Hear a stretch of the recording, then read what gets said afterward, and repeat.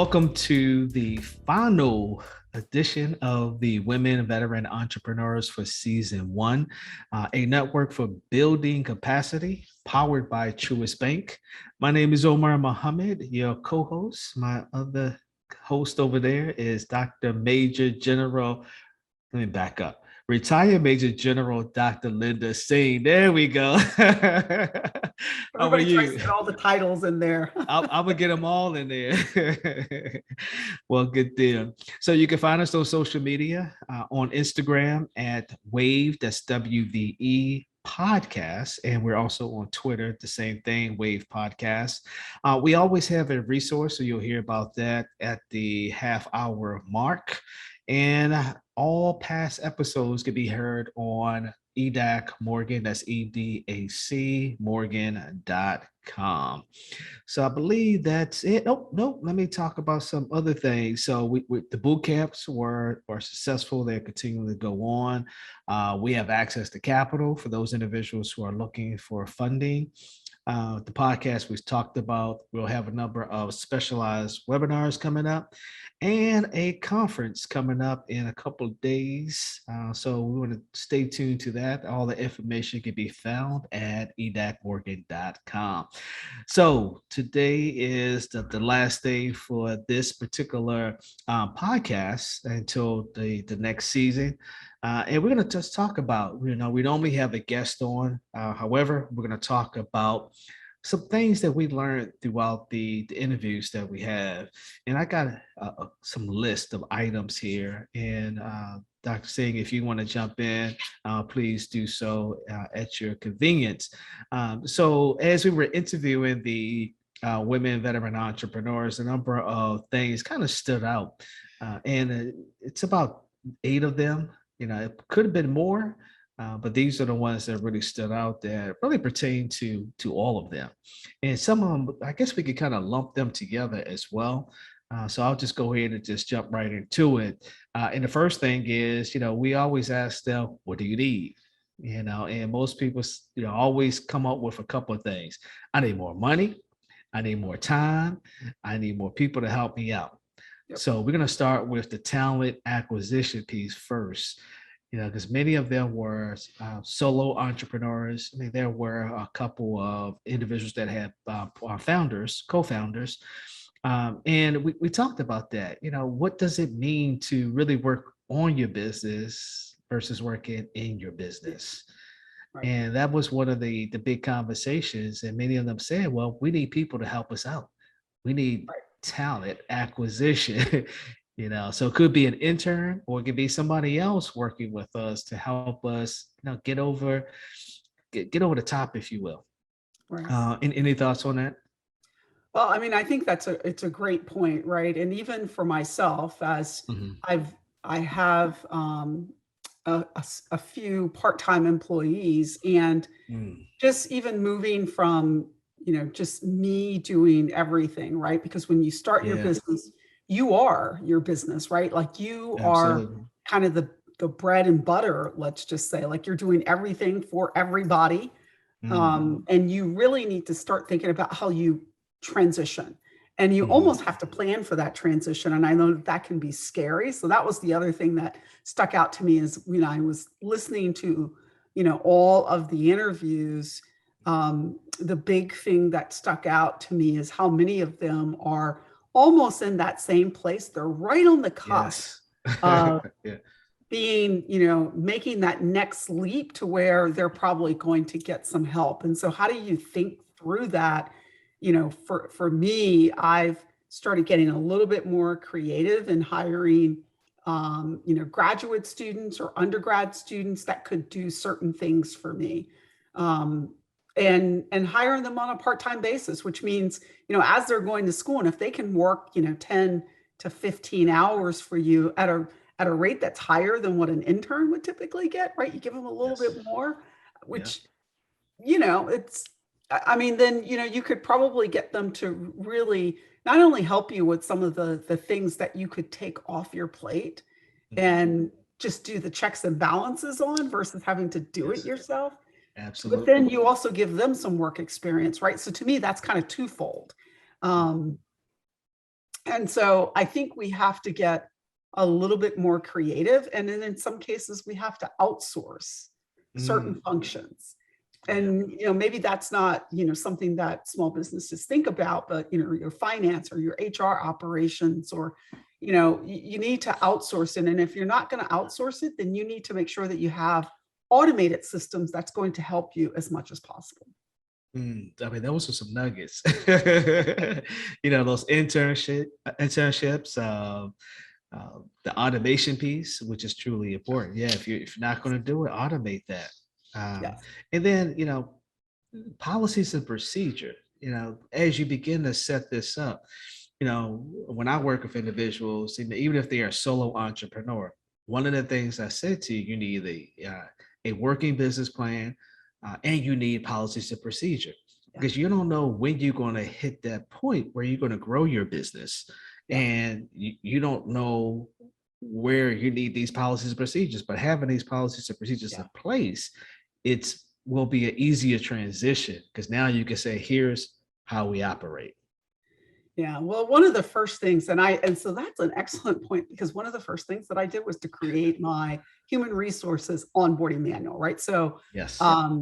and I stood up an HR system way before I Mm, hired anybody. yeah. And mainly because I wanted to really understand and learn the system and learn the capabilities of the system. But more importantly, I wanted to make sure I was understanding when I have to onboard, I don't want to be thinking about it at the time that I have to do it. And Yeah. so I use, so there's tons of systems that you can use that I think are pretty reasonable compared to what I've spent my life implementing for large organizations. You have Zenefits, you have Bamboo HR. Mm, If there's any number of other ones, those are the two that immediately come to mind for me. And I'm on Zenefits. And what mhm, that system allows me to do is I did my HR manual going through their system. And so it's automatic. So then when I onboard wow. somebody, all of my onboarding paperwork, I can do my offer letter in the system. It gets sent to Mm, the recruit. The recruit signs that offer letter, comes back, it saves it in my system. And then wow. the system then says, here's what you need to do. Here are the forms you need. Once they send those to me, I don't have to ask them, scan your IDs, all of this. It automatically asks, and then I go in and do the verification. Yeah. So there are ways in which you can, if you're not going to hire somebody to do some of these functions, then outsource it and use some of the technology and systems available. Absolutely. You got to spend money to make money. I know people You heard do that have to so spend a often. little money. Yeah, Yes, yeah, absolutely. To make sure that you're on point yeah, and your business is operational. So yeah. absolutely. So that leads me to this piece. It's interesting. I wasn't surprised, but I was surprised that many of the women that we interviewed didn't have a business plan in place. They Yes, basically said, we to we do just that. said we're gonna just go jump right into it. And then one of the questions we asked, what do you need? I need business planning. That was a Yeah. little surprising because we were Yeah. dealing with veteran businesses, right? So, Yes. and so that says to me that there's a need of education of what are some of the things that you really need to have. And a business plan doesn't mean it has to be 50 pages. I mean, you could Right. have a one-page business plan, but you need to have Right. a plan. You And have a so plan. that was, I mean, I guess it made me raise my eyebrows a little bit because I spent Yeah. more time creating a business plan before I was fully ready to kind of go Right. down my business. And then I periodically keep it updated um, because things change. And then I have goals and objectives in there. So as those are accomplished or as things change, I have to update my business plan.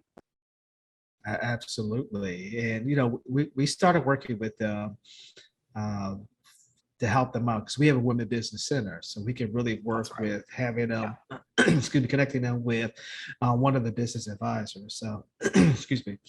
All right, so the other thing is, I hear this so often with the business plan.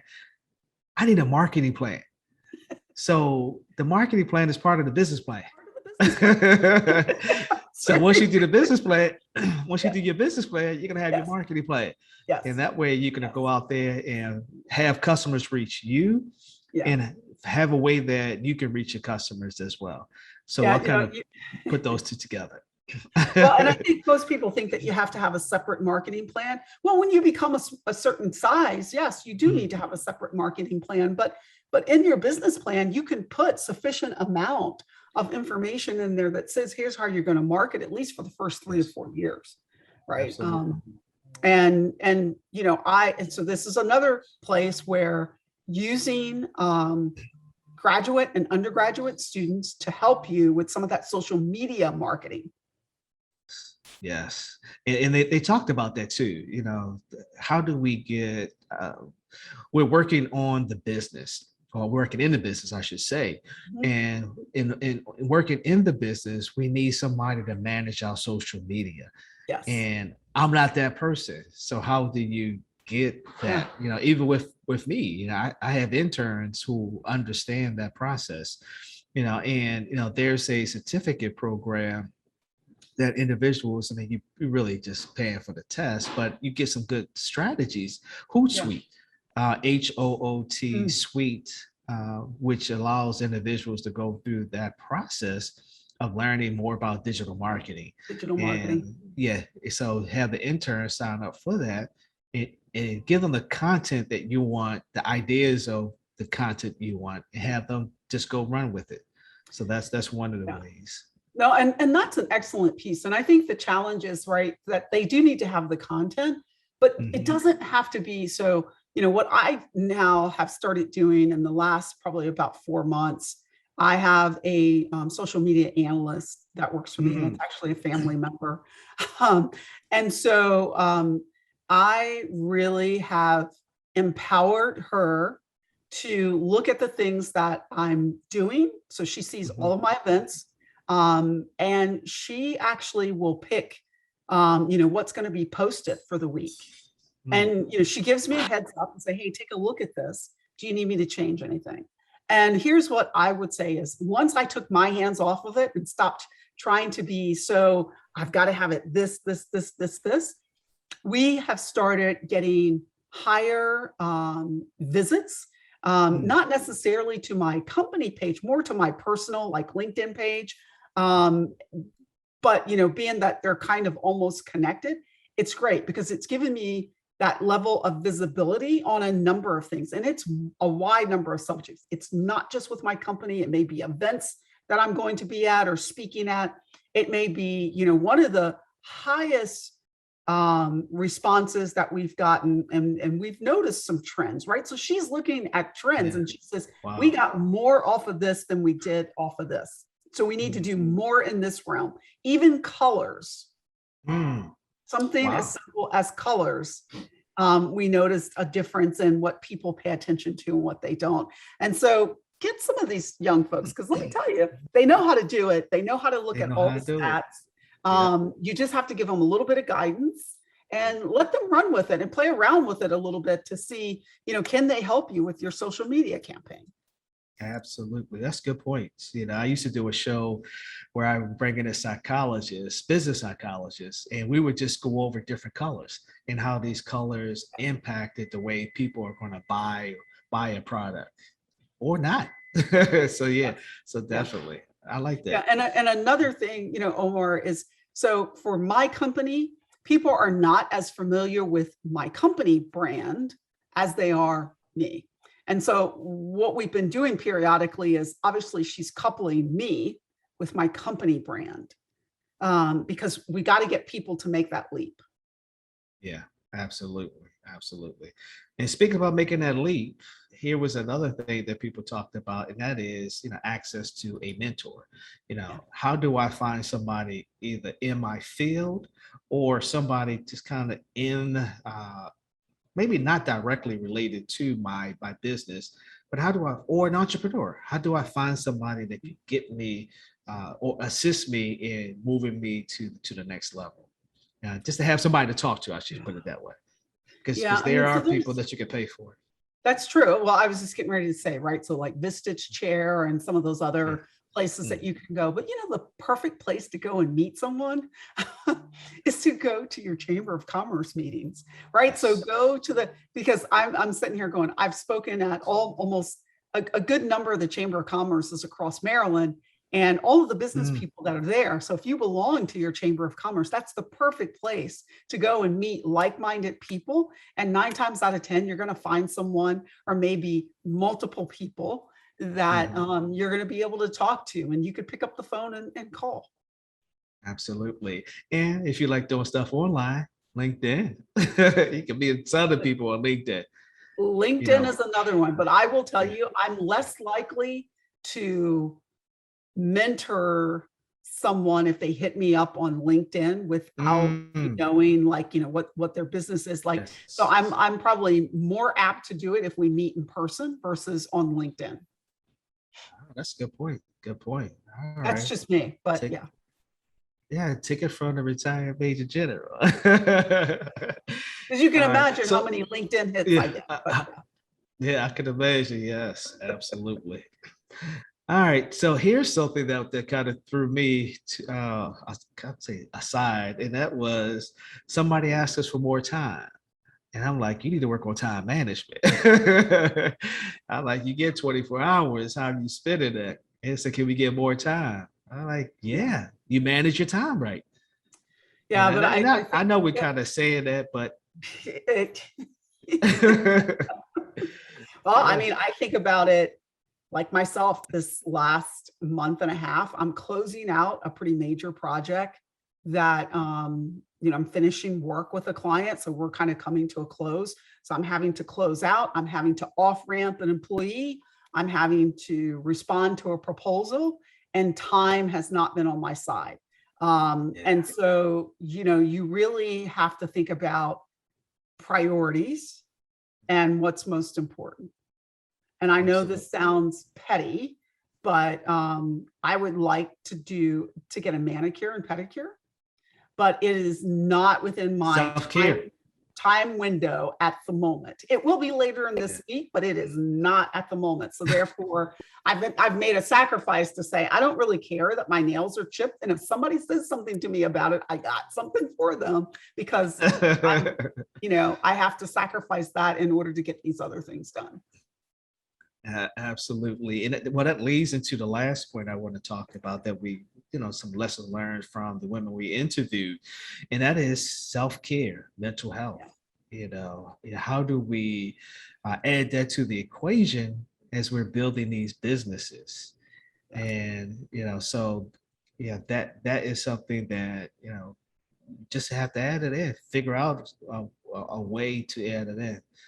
Because running a business can be stressful, and if you're That's doing it by correct. yourself, boy, whoo, That is it correct. can really, really add some stress on you. So self care is one of those things that uh, the women talked about. So I mean, I really enjoyed the conversations, That's and great.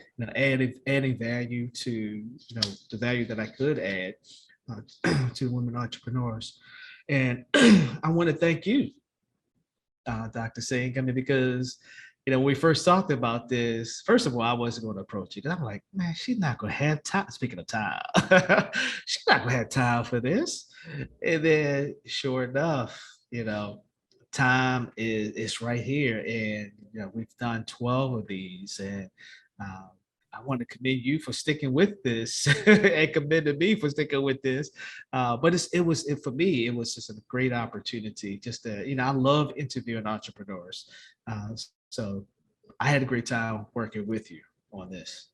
Oh, absolutely. It's been amazing. And, anything that I can do. And I think when you approached me about it, I think it would have been just entrepreneurs. I might have been like, okay, you can get somebody else to do that. But when you Yeah. start talking about, our women veterans, that's obviously I have a soft spot in my heart for veterans. And so I felt like it would be well worth my time to give a little time.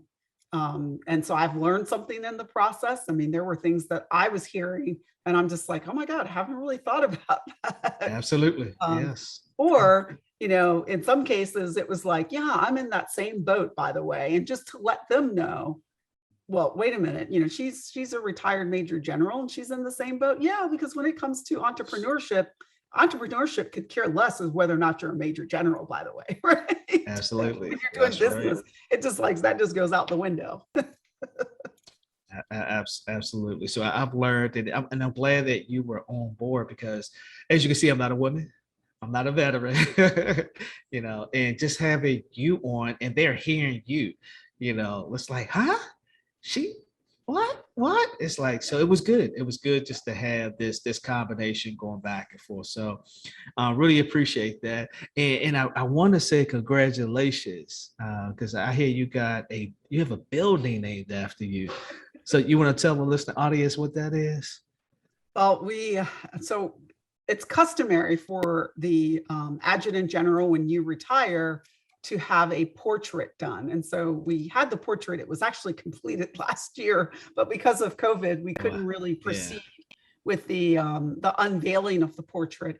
And so we just recently did the unveiling of the portrait. And, to my surprise and just, I don't even know, I don't even know that I can say how I feel about it because it just makes me feel so emotional. The governor announced that they were going to name the armory where we were hosting the unveiling, which is a brand new armory that we had a lot to do, and I even had a lot that I did in order for us to be able to get that particular site and to work through some issues and challenges. And it's near my hometown. So it's in Carroll County. I grew up in Frederick County, but it is very close. It's like 15 minutes from where my parents live. So that's about as close as you can get for an armory. And when he said that he was going to, put in to have the request to rename the building after me, and it did pass. And so we'll do that in the spring.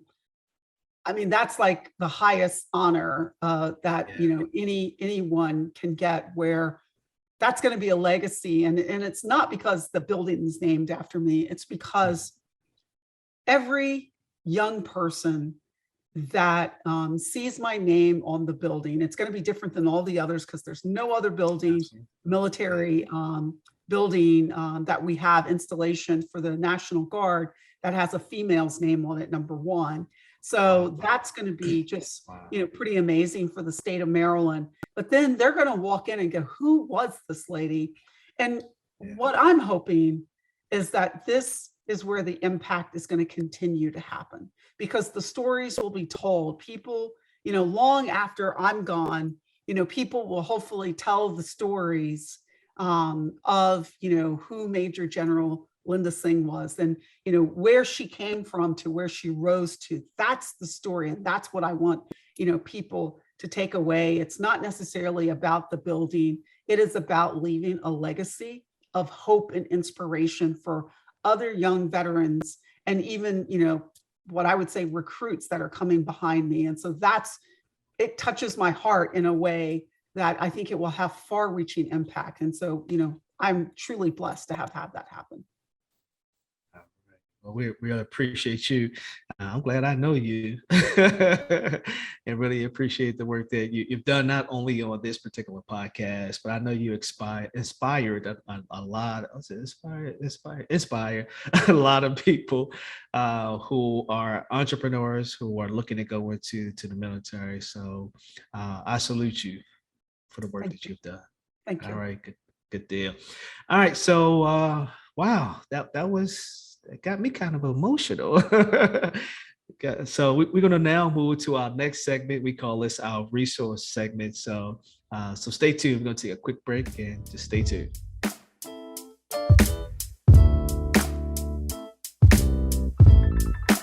All right, so welcome back. We're now going into the segment we call resource. Every show that we've had a resource to really add value, because this show is all about building capacity, and building capacity, you have different resources.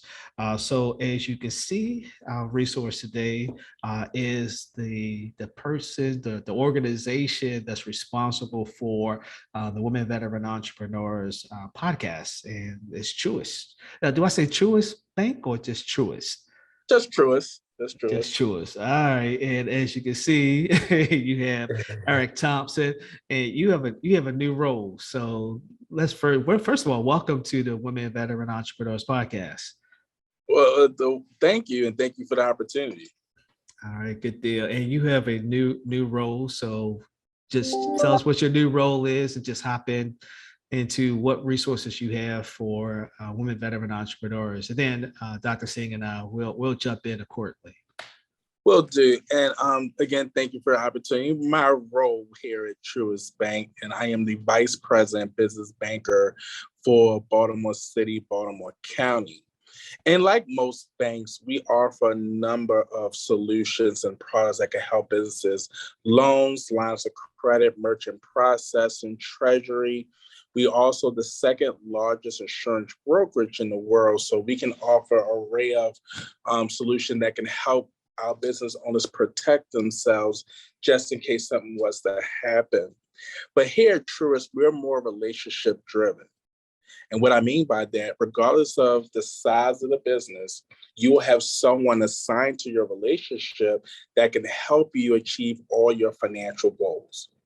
A go-to person that can help with all the business and personal needs of the business and help them achieve their financial obstacles.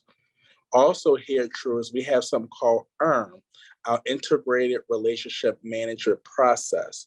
So what that means, I have partners when it comes to wealth, treasury, and merchant. So if my clients have specific needs, we come with a team of people to help them achieve those needs. Also, lastly, I was raised in Baltimore City, so I understand the concerns and I'm fully committed to helping businesses grow and expand in the city that I was raised in. All right, good deal. So thank you for that. And so how big is Truist? Because you said Baltimore City, Baltimore County. So we have women from all over Maryland, and I know your territory is Baltimore City and Baltimore County. However, if there's a woman that's interested in you're working with Truist, are they able to work with your office? I know you're gonna say yeah, but Of course. So we cover the entire state of Maryland. The Truist footprint actually runs from southern New Jersey down to Florida, all the way over to Texas. Mm. And one of the things, I know Eric doesn't say this, but they just acquired BB&T. So those two banks have merged, because Truist is now my bank, because I was with BB&T, and so now BB&T is now Truist. Yes. So about 2 years ago, SunTrust and BB&T have merged and became this new brand called Truist. And this is what we're tasked to do, is create this brand and becoming a resource, not just for checking, savings, loans, but for the community and programs like this, innovative programs that can help business owners get those type of resources, that can help them grow in the span. So I love doing what I do. Absolutely. And we appreciate it. I've known you for some time, and I've known Natasha, who's responsible for working with us with the women veteran entrepreneurs. And as you indicated, you all believe in working with the community, and not just saying that I'm a bank, come over here and put your deposits in, but you all believe in working with the community. And with that said, Eric, do you all have maybe I'm getting it mixed up. I believe Natasha mentioned you all have a program, like a financial literacy program that you all have. We do. So okay. We do. We have a curriculum called Bank on Your Success. And in that curriculum, we have different modules where we will partner with a for-profit, nonprofit, church, whatever it may be, and we will teach family budgeting, first-time homeownership, or even growing your small business. So again, we're taking our knowledge of the financial industry and giving it back to communities so we can have families and businesses better prepared when it comes to access to capital, or purchasing their first home, or just achieving the dream of them and their family, and helping them get to financial success. I like that. Okay. And then, sometimes it's entrepreneurs feel like it's intimidating when it comes down to working with their financials, dealing with the Internal Revenue Service, working with an accountant, an attorney, and of course, a banker. You don't look so intimidating, man. So what are some of the advice you would give to individuals to really approach a banker to do business with them? Not just getting a loan, but just the whole gamut of building a relationship with somebody that if you need access to capital, or if you need something like bank on your success, or if you need some housing, money for housing, I should say, what's the approach? What's the proper approach that you would Well, recommend? to be honest, it's just being honest. When you have a relationship with a banker, making sure you're giving them the entire financial picture and not just the immediate need, but what are your goals in the next 2 to 5 years so we can put you on that plan to help you achieve those goals. Once we get that full financial picture, we then become the advocate for the business. So when it comes to lending, lines of credit, whatever it may be, we can then tell your story to that underwriter or to that partner to making sure that we're putting you on the right path. And you all have resources to it's just not you, it's a ton of individuals that you can refer people to. And what if I'm not that up to date on, okay, I don't know what my goals are for 5 years? Are there business bankers that would work with a entrepreneur that's coming to Truist Bank?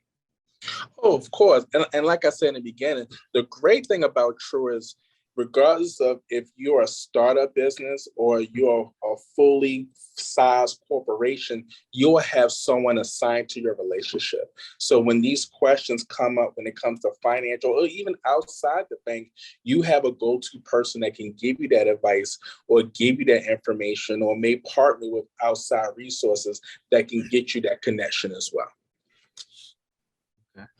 Yeah, and Omar, that is a key point that Eric has just made, because now that I'm thinking through the process of why I went with the original BB&T, it was because and it was right at the time that the two SunTrust and I was just like, really? So what does that mean for my services? But it's taken a number of years since they've really kind of moved through this process. But here was the thing that struck me as I was looking at, where do I want to open my business accounts? It was easy for me to do it from where I was. I did not have to, at that moment, I did not have to walk into a branch. I was able to open up my business accounts. It was easy, it was inexpensive, and it was fast. And that meant a lot to me. And I hate to say that, right? Maybe other people, it doesn't, but that meant a lot to me. And so there is a branch that I go to here locally, and I have, and really it was earlier this year where I sat down and actually talked with the individuals, and they wanted to know about my business. And I mean, we were just chatting. I mean, I went in to get something completely different, and we were chatting about my business. And they said, please, you come in and talk to us if you need something.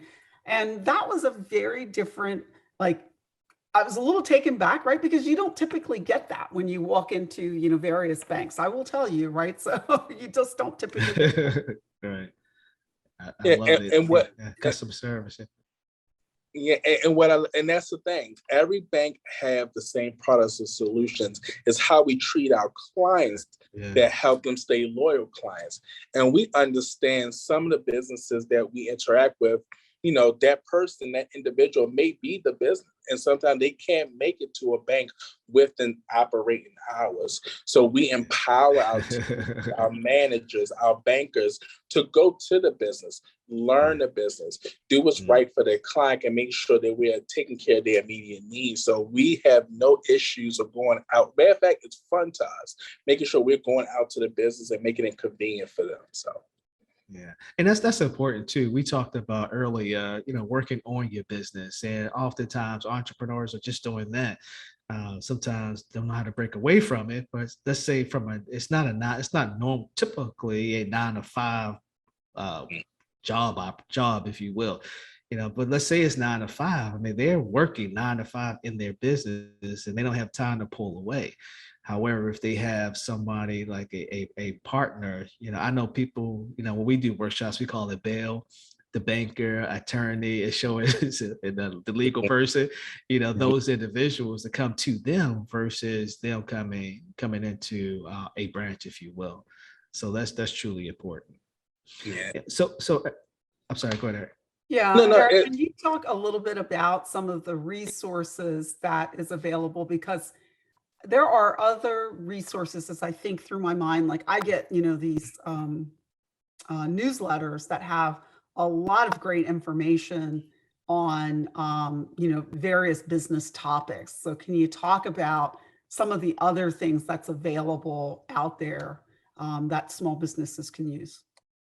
No, and that's perfect. So yeah, so we do offer again newsletters to making our clients aware of some of the things that's going on not just with BB&T/Truist, but also what's going on in the economy, what's going on in the market that may affect the business.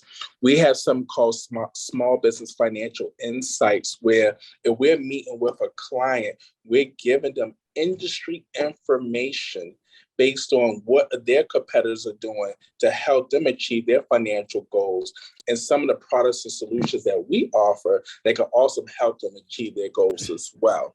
So we take pride in that. And what I love to do is send my clients that information before we have our face-to-face meetings so they can get a read and have questions. So we're having more in-depth, more quality conversations when we have those face-to-face meetings. And are there resources specific to veterans that you all have? Well, everything we do is for each and every business and client, but I know that we do partner with a number of programs in Baltimore City, County, and throughout Maryland that help veteran programs get access to capital, get lending, get financial literacy when it comes to growing your small business. So, and again, if there's not a specific product or solution, we're going to give our financial literacy support to those organizations. All right. And before we leave, we'll give you a chance to do your 30-second commercial. I already heard customer service, so as a entrepreneur, and all these entrepreneurs are going to be tuning in, why should they think I was about to call you the old name, Truist, but Truist. Well, like I said before, Omar, again, thank you guys for the opportunity. The reason why a business should bank with BB&T, SunTrust, now Truist, again, we're relationship driven. We're here to not just take on that immediate need, but watch business owners grow and expand through our integrated relationship management process. Again, I'm born and raised in Baltimore City, so I've seen the issues. I've seen the impact of not knowing. And what I love, I'm blessed to have the job I have and be able to impact the city I grew up in by helping these businesses become job makers, helping them expand and grow and create these jobs for individuals that really do need them here and locally in Baltimore. So again, Truist is here to help any and everyone. I love what I do. And if you have any question, concern, Omar has my contact information. I'm here to help. I was going to say, you give out your contact information, man, so they call you. Well, I don't want them calling me. Not that I want you all calling me, but here's the source right here. Well, is there an email that you can share? Oh, you about to give out the cell number? Oh, okay. Do you? My cell phone is the best contact for me. 443-641-4737. My email address is my name. Hold up, Eric. You went too fast for some people, man. Go slow. Okay. You want them to call you. We want to make sure they call you. Okay. Go ahead. 443-641-4737. And my email address is my name, Eric, ERIC, Thompson, THOMPSON at Truist, TRUIST.com. All right, good deal. Any final thoughts, Dr. Singh or Eric? Any final thoughts? Not from my end. I think this has been great. Yes. Well, I would say just what you said, Omar. as a business, if you're looking to grow and expand, you definitely want to build a relationship with a financial institution, with a CPA, with an insurance person. Where we see most businesses fail, they got to realize that they're not the expert in everything. I might be a great chef, I might be great in retail, but there's experts out here that's that resource that can help you with your business. Make sure you take advantage of all the great resources like programs like this. So that's my recommendation.